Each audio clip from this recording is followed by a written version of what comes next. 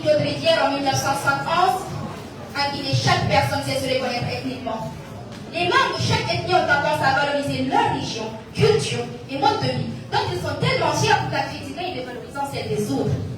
Imaginez une Guinée pour se présenter en termes de Soussou, Peul, Malinké ou Forestier, et nombre de simples Guinéens, telle est la première forme de division et de discrimination.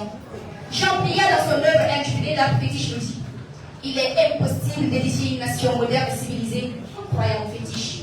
Malheureusement, sur les réalités constatées en Guinée, le passé continue toujours de nuire à notre présent.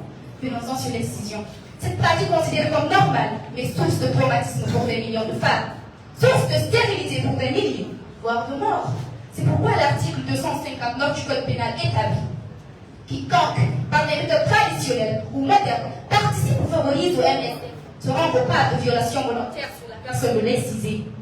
Mesdames et messieurs, plusieurs personnes en souffrent de cette tradition, et le roman rebelle de l'ivoirienne Fatou Keïta est une belle illustration, où à travers son personnage principal, elle nous fait voir les souffrances de la femme sous le poids de cette tradition.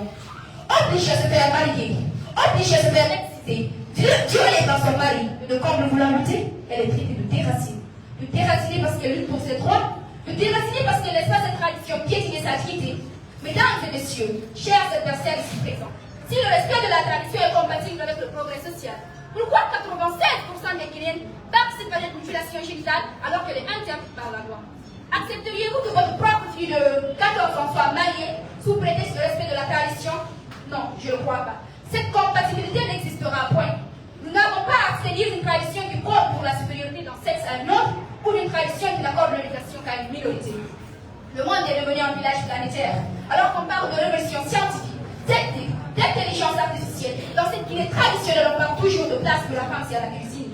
Et nous voyons jusqu'où cette éducation, cette tradition nous a amenés.